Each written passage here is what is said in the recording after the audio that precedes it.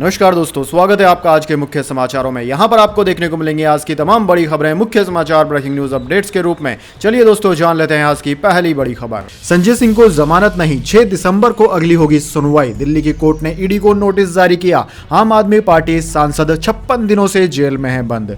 जी हां दोस्तों, दिल्ली शराब नीति केस में गिरफ्तार आम आदमी पार्टी के राज्यसभा सांसद संजय सिंह की जमानत याचिका पर मंगलवार को राविस एवेन्यू कोर्ट में सुनवाई हुई। आम आदमी पार्टी नेता को आज भी जमानत नहीं मिल सकी। उन्होंने कोर्ट में 24 नवंबर को जमानत याचिका लगाई थी। कोर्ट ने इस मामले में ईडी को नोटिस जारी किया है। अब 6 दिसंबर को अगली सुनवाई होगी। कोर्ट ने ईडी को उसी दिन जवाब दाखिल करने का निर्देश भी दिया है। दोस्तों, आपकी जानकारी के लिए बता दें, आप सांसद भी थे, 56 दिन से हिरासत में है। ईडी ने उन्हें को 4 अक्टूबर को अरेस्ट किया था। इसके बाद दोस्तों, अगली बड़ी खबर। भारतीय कुश्ती संघ के चुनाव पर लगी रोक हटी। सुप्रीम कोर्ट ने हाई कोर्ट का आदेश पलटा। हाई कोर्ट ने 12 अगस्त को लगाया था स्टे। जी हां दोस्तों, भारतीय कुश्ती संघ महासंघ यानी कि WFI के चुनाव का रास्ता साफ हो गया है। मंगलवार को सुप्रीम कोर्ट ने राष्ट्रीय महासंघ के चुनाव पर हरियाणा और पंजाब हाई कोर्ट के स्टे का फैसला पलट दिया। हाई कोर्ट ने 12 अगस्त को हरियाणा रेसलिंग एसोसिएशन की याचिका पर स्टे लगाया था। इसके बाद समय पर चुनाव न होने के कारण यूनाइटेड वर्ल्ड रेसलिंग ने WFI को सस्पेंड कर दिया था। दोस्तों, तब से ही भारतीय कुश्ती महासंघ सस्पेंडेड चल रहा है। इसके बाद दोस्तों, अगली बड़ी खबर। चीन के बच्चों में फैल रही है रहस्यमयी बीमारी। भारत सरकार ने जारी की एडवाइजरी, मॉक ड्रिल के दिए आदेश। जी हां दोस्तों, चीन के बच्चों में फैल रही रहस्यमयी बीमारी को लेकर राजस्थान के चिकित्सा एवं स्वास्थ्य विभाग ने अलर्ट जारी किया है। बच्चों में निमोनिया और इन्फ्लुएंजा के मामले बढ़ने पर केंद्रीय स्वास्थ्य मंत्रालय की ओर से राज्यों को एडवाइजरी भेजी गई है। इसके अलावा राज्य के सभी अस्पतालों में मॉक ड्रिल और निरीक्षण करवाने की गाइडलाइन भी जारी की गई है। हालांकि प्रदेश में अभी तक इस बीमारी का कोई भी केस सामने नहीं आया है।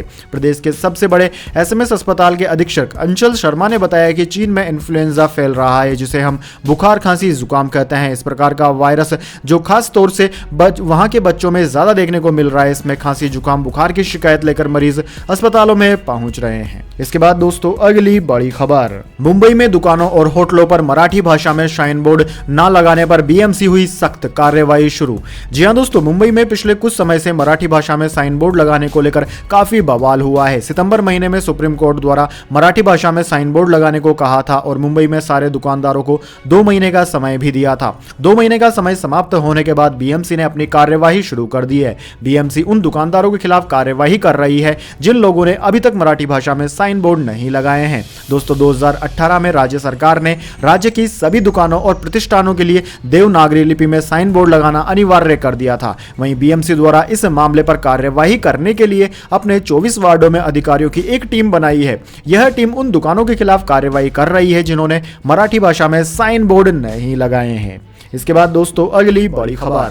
MP, राजस्थान और यूपी में बारिश ने बढ़ाई ठंड। जम्मू कश्मीर के अनंतनाग में तापमान 1.2 डिग्री पहुंचा। पहाड़ों पर अगले 3 दिन वर्षा और बर्फबारी का है अलर्ट। दरअसल दोस्तों, देश में पिछले 2 दिनों के दौरान हुई बारिश से ठंड बढ़ गई है। अगले 24 घंटों के दौरान उत्तर प्रदेश, मध्य प्रदेश, राजस्थान, हरियाणा, दिल्ली, तमिलनाडु, केरल और आंध्र प्रदेश सहित कई राज्यों में बारिश की आशंका है। जम्मू कश्मीर, हिमाचल प्रदेश, उत्तराखंड में बर्फबारी हो रही है। कश्मीर के अनंतनाग में आज न्यूनतम तापमान 1.2 डिग्री सेल्सियस दर्ज किया गया।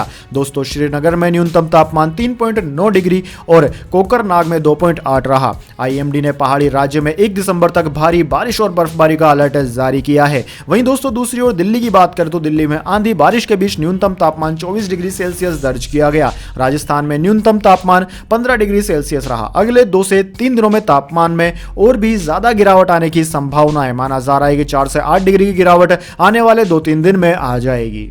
इसके बाद दोस्तों, अगली बड़ी खबर। बारिश से दिल्ली NCR की हवा में हुआ सुधार, हटाए गए GRAP 3 के तहत लगने वाले प्रतिबंध।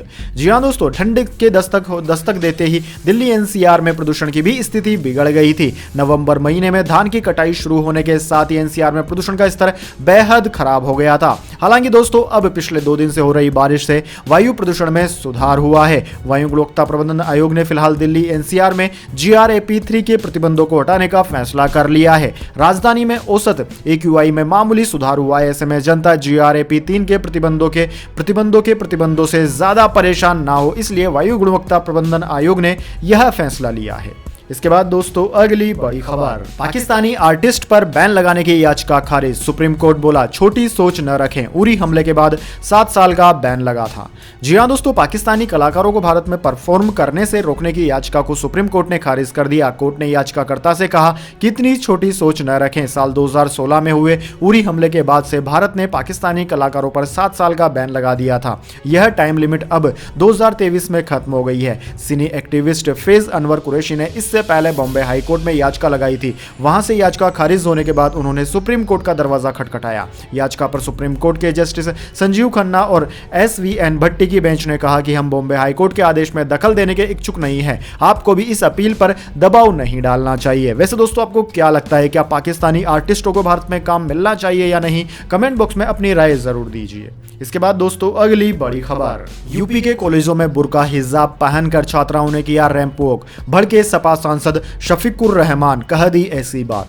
जी हां दोस्तों, यूपी के मुजफ्फरनगर में एक कॉलेज की लड़कियों ने बुर्का और हिजाब पहनकर रैंप वॉक किया, जिसका वीडियो सोशल मीडिया पर वायरल होने के बाद बवाल मच गया। मुस्लिम धर्म गुरुओं ने इस पर कड़ी आपत्ति जताई। वहीं संभल से सपा सांसद शफीकुर रहमान बर्क ने भी इस मामले में तीखी प्रतिक्रिया दी है। दोस्तों, आपकी जानकारी के लिए बता दें, यह रैंप वॉक रविवार को आयोजित हुआ था, जिसमें फिल्म अभिनेत्री मंदाकिनी भी आई थी। शफीकुर रहमान ने कहा कि बुर्के और हिजाब में रैंप वॉक को लेकर उलेमाओं का एतराज करना जायज है, क्योंकि लड़कियों के द्वारा ऐसा करना इस्लाम के कानून के खिलाफ है। इनके माँ बाप से बातचीत करना चाहिए और उन पर एक्शन होना चाहिए। उन्हें बताना चाहिए ऐसा काम करके इस्लाम को बदनाम न करें। इसके बाद दोस्तों अगली बड़ी खबर, फिल्म मैं अटल हूं का नया पोस्टर रिलीज, पंकज त्रिपाठी ने शेयर किया पोस्ट। 19 जनवरी 2024 को फिल्म रिलीज होगी। जी हां दोस्तों, एक्टर पंकज त्रिपाठी एक नए किरदार को नए अंदाज में अपने फैंस के बीच पेश करने वाले हैं। दरअसल दोस्तों, आपकी जानकारी के लिए बता दें, पंकज त्रिपाठी असल जीवन पर आधारित फिल्म मैं अटल हूं में पूर्व प्रधानमंत्री अटल बिहारी वाजपेयी का किरदार निभाते नजर आने वाले हैं। उन्होंने अपने इंस्टाग्राम अकाउंट पर फिल्म का पोस्टर शेयर करते हुए लिखा है कि जिगर सोने का इरादा फौलादी,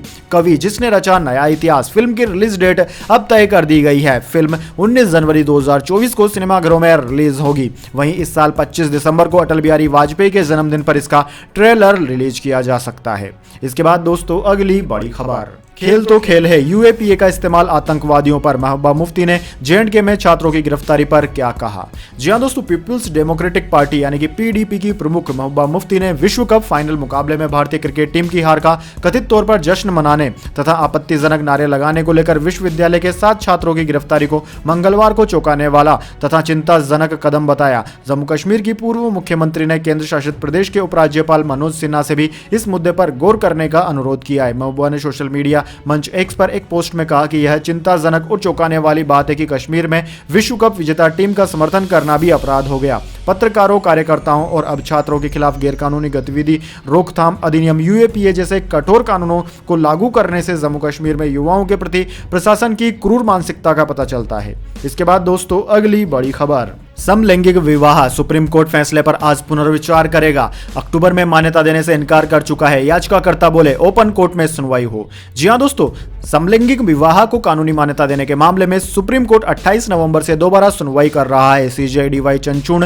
17 अक्टूबर को दिए गए सुप्रीम कोर्ट के फैसले पर दोबारा विचार करने के लिए 23 नवंबर को तैयार हो गए थे। अमेरिका में एक लॉ फर्म में काम करने वाले एडवोकेट उदित सूद ने फैसले पर फिर से विचार करने के लिए रिव्यू पिटीशन लगाई है। उनके वकील मुकुल रोहतगी ने मांग की है कि मामले की सुनवाई खुली अदालत में की जाए। सुप्रीम कोर्ट अक्टूबर में समलैंगिक विवाह को कानूनी मान्यता देने से इनकार कर चुका था। यह फैसला 2018 के ऐतिहासिक फैसले के 5 साल बाद आया था। 2018 में सुप्रीम कोर्ट ने समलैंगिक यौन संबंधों पर प्रतिबंध को हटा दिया था। इसके बाद दोस्तों अगली बड़ी खबर, श्रीलंका के राष्ट्रपति विक्रमसिंघे ने रणसिंघे को बर्खास्त किया। रोशन ने श्रीलंका क्रिकेट बोर्ड को किया था सस्पेंड। हरिन फर्नांडो को सौंपी गई नई जिम्मेदारी। जी हां दोस्तों, श्रीलंका के राष्ट्रपति रानिल विक्रमसिंघे ने सोमवार 27 नवंबर को खेल मंत्री रोशन रणसिंघे को बर्खास्त कर दिया। दोस्तों आपकी जानकारी के लिए बता दें, वर्ल्ड कप 2023 में खराब प्रदर्शन के बाद रणसिंघे ने 6 नवंबर को पूरे श्रीलंका क्रिकेट SLC बोर्ड को निलंबित कर दिया था और विश्व विजेता कप्तान अर्जुन रणतुंगा की अगुवाई में अंतरिम समिति समिति गठित कर दी थी। इसके बाद अपील कोर्ट ने एक दिन बाद एसएलसी को बहाल कर दिया था। रोशन रणसंगे के बाहर होने से इंटरनेशनल क्रिकेट काउंसिल आईसीसी द्वारा एसएलसी के निलंबन को हटाने में आसानी हो सकती है, हालांकि यह निश्चित नहीं है। इसके बाद दोस्तों अगली बड़ी खबर, बिहार में हिंदू मुस्लिमों की छुट्टियों के लिए 2 कैलेंडर, दोनों की छुट्टियां 4-4 दिन घटी। उर्दू स्कूलों में हिंदू और बाकी में मुस्लिम त्योहारों को कम किया। जी हां दोस्तों, बिहार के स्कूलों में छुट्टियों को लेकर विवाद खड़ा हो गया है। विपक्ष का आरोप है कि राज्य सरकार ने कृष्ण जन्माष्टमी, महाशिवरात्रि, बसंत पंचमी जैसी हिंदुओं की छुट्टियां घटा दी है, वहीं मुस्लिम त्योहारों की छुट्टियों में बढ़ोतरी की है। दैनिक भास्कर ने इस खबर की पड़ताल की तो खुलासा हुआ कि छुट्टियों को लेकर सारा विवाद दरअसल अधूरी जानकारी की वजह से पैदा हुआ। राज्य सरकार की ओर से जारी छुट्टी के कैलेंडर ने इसे हवा दी। यह कैलेंडर उर्दू स्कूलों के लिए जारी हुआ था। इसमें कृष्ण जन्माष्टमी, महाशिवरात्रि, बसंत पंचमी जैसे हिंदू त्योहारों पर छुट्टी का कोई जिक्र नहीं था। इसके बाद दोस्तों अगली बड़ी खबर, 17 दिन बाद मिली नई जिंदगी, सिलगुड़ा सुरंग में फंसे मजदूर बाहर निकाले गए। जी हां दोस्तों, उत्तराखंड की सिलगुड़ा सुरंग में पिछले 17 दिनों से फंसे 41 मजदूरों को मंगलवार को सुरक्षित बाहर निकालने का काम शुरू हो गया। पहले 2 मजदूरों को सुरंग से निकाला गया, इसके बाद बारी बारी से सभी को सुरंग से निकालने की प्रक्रिया शुरू हो गई थी। एनडीआरएफ और एसडीआरएफ की टीम दोपहर बाद सुरंग के अंदर पहुंची और मजदूरों को बाहर निकाल कर लाई। सुरंग के बाहर आते ही एम्बुलेंस के जरिए सभी श्रमिकों को नजदीकी अस्पताल ले जाया गया। इससे पहले उत्तराखंड की सिलगुड़ा सुरंग में बचाव कर्मियों ने मंगलवार को मलबे के अंदर 60 मीटर तक ड्रिलिंग का काम पूरा किया और फिर बचाव पाइप के अंतिम हिस्से को ड्रिल करके बनाए गए रास्ते से भीतर डाल दिया गया। इसी पाइपलाइन से 17 दिन से सुरंग में फंसे मजदूर बाहर निकल सके। सुरंग का एक हिस्सा 12 नवंबर को ढह गया था, जिससे 41 मजदूर इसके अंदर फंस गए थे। इसके बाद दोस्तों जाने अगली बड़ी खबर, लेकिन उससे पहले मेरी आपसे एक छोटी सी रिक्वेस्ट है, अगर दोस्तों आपको अभी तक हमारी न्यूज पसंद आई है तो इसे एक छोटा सा लाइक जरूर दे दीजिए, और अगर आपको पसंद नहीं आई है तो आप डिसलाइक भी कर सकते हैं, लेकिन दोस्तों लाइक और डिसलाइक जरूर कीजिए और साथ ही अपने दोस्तों के साथ शेयर भी जरूर करें। चलिए दोस्तों जान लेते हैं अगली बड़ी खबर, अडानी टोटल गैस का शेयर 20% चढ़ा, ग्रुप के सभी 10 शेयरों में तेजी, सेंसेक्स भी 204 अंक बढ़कर 66,174 पर हुआ बंद। जी हां दोस्तों, शेयर बाजार में 28 नवंबर को तेजी देखने को मिली। सेंसेक्स 204 अंकों की बढ़त के साथ 66,174 पर बंद हुआ, वहीं निफ्टी भी 95 अंक की बढ़त के साथ बंद हुआ, यह 19,879 के स्तर पर बंद हुआ। सेंसेक्स के 30 शेयरों में से 23 में तेजी और 7 में गिरावट देखने को मिली। वहीं दोस्तों अडानी ग्रुप के सभी शेयर्स में तेजी देखने को मिली। अडानी गैस के शेयर में 19.99% से ज्यादा की तेजी देखने को मिली। इसके अलावा अडानी एंटरप्राइजेज का शेयर भी 9.19% की बढ़त के साथ बंद हुआ। इसके बाद दोस्तों अगली बड़ी खबर, गोल्ड सिल्वर प्राइस टुडे, सोना रिकॉर्ड कीमत पर, एक साल में 67,000 रुपए तक जा सकता है। चांदी की कीमत 75,000 रुपए किलो हो सकती है। जी हां दोस्तों, मंगलवार को ऑल टाइम हाई पर सोना पहुंच गया। Indian Boolean and jewellers association की वेबसाइट के मुताबिक 10 ग्राम सोना 458 रुपए महंगा होकर 61,895 रुपए में बिका। इससे पहले इसी साल 4 मई को सोना अपने ऑल टाइम हाई पर था, तब इसकी कीमत 61,646 रुपए प्रति 10 ग्राम थी। वहीं दोस्तों एचडीएफसी सिक्योरिटीज की कमोडिटी और करेंसी हेड अनुज गुप्ता ने कहा है कि शेयर बाजार में जारी उतार चढ़ाव के कारण सोने को सपोर्ट मिल रहा है। इसी के चलते अगले एक साल में सोना 67,000 रुपए प्रति 10 ग्राम तक जा सकता है।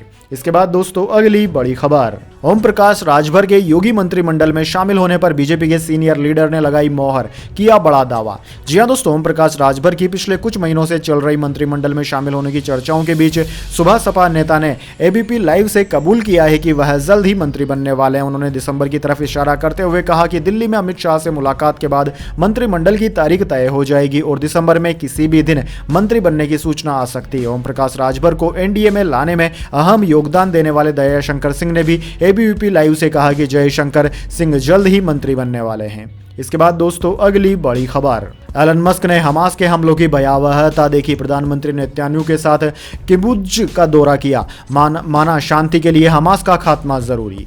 जी हां दोस्तों, इजराइल और हमास के सीज फायर के बीच टेस्ला के सीईओ और दुनिया के सबसे अमीर कारोबारी एलन मस्क ने सोमवार को इजरायली प्रधानमंत्री बेंजामिन नेतन्याहू के साथ इजराइल का दौरा किया। इस दौरान मस्क को हमास के इजराइल पर 7 अक्टूबर को किए हमलों के फुटेज दिखाए गए, जिसमें 1200 लोग मारे गए और 240 को बंधक बना लिया गया था। मस्क ने कहा कि वीडियो में आतंकवादियों की जो खुशी दिखाई दे रही थी उससे वह स्तब्ध है। मस्क सबसे पहले साउथ इजराइल में किबुत्ज पहुंचे। यह इलाका 7 अक्टूबर के हमास के हमले के सबसे बुरी तरह प्रभावित हुआ था। हमास ने जिन लोगों को बंधक बनाया था उनके परिवारों से मस्क ने मुलाकात की। मस्क को समुदाय के सिक्योरिटी चीफ ओफिर लिब्स के घर ले जाया गया, जो आतंकवादियों के साथ मुठभेड़ में मारे गए थे।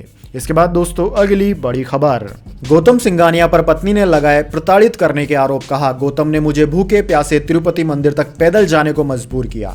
जी हां दोस्तों, नवाज मोदी ने अपने पति रेमंड ग्रुप के चेयरमैन गौतम सिंघानिया पर आरोप लगाए हैं कि उन्होंने उन्हें एक बार तिरुपति मंदिर तक भूखे प्यासे पैदल जाने को मजबूर किया था। उन्हें हाई शुगर और बीपी था, वे 2-3 बार बेहोश भी हुई, लेकिन गौतम को इससे कोई फर्क नहीं पड़ा। पति पत्नी के बीच अलगाव के बीच नवाज ने यह आरोप लगाए हैं। वहीं दूसरी ओर गौतम सिंघानिया अपने स्टाफ और बोर्ड को ईमेल कर कह रहे हैं कि उनके व्यक्तिगत जीवन के विवादों का असर उनके कारोबार पर नहीं पड़ेगा। हालांकि 13 नवंबर को जब उन्होंने पत्नी नवाज मोदी से अलग होने की जानकारी दी थी, तब से 9 कारोबारी दिनों में रेमंड के शेयर करीब 15% तक गिर गए हैं। इससे शेयर होल्डर्स को 1700 करोड़ रुपए का नुकसान हुआ है। रेमंड ग्रुप के पास cloth, denim, consumer care, engineering सहित कई अन्य बिजनेस हैं। तो दोस्तों, यह थी आज की तमाम बड़ी खबरें। इसके बाद दोस्तों बारी आती है आज के माइंड क्यूज क्वेश्चन की। जी हां दोस्तों, एक आसान से सवाल का जवाब देकर आप जीत सकते हैं एक अमेजिंग सरप्राइज गिफ्ट हमारे यूट्यूब चैनल की ओर से। तो दोस्तों, आज का सवाल आपकी स्क्रीन पर आ चुका है। शीतकाल में कौन कौन सी फसलें उगाई जाती है? जी हां दोस्तों, अगर आप जानते हैं शीतकाल में उगाई जाने वाली किन्हीं 3 फसलों के नाम, तो जल्दी से कमेंट बॉक्स में लिख दीजिए। अगर दोस्तों आपका जवाब होता है एकदम सही और आप चुन जाते हैं लकी विजेता के रूप में, तो आपको मिल सकता है एक सरप्राइज गिफ्ट हमारे यूट्यूब चैनल की ओर से। तो दोस्तों जल्दी से अपना उत्तर कमेंट बॉक्स में लिख दीजिए, वीडियो को लाइक कर लीजिए और चैनल को सब्सक्राइब करके बेल आइकन भी दबा लीजिए। धन्यवाद। वंदे मातरम। जय हिंद, जय भारत।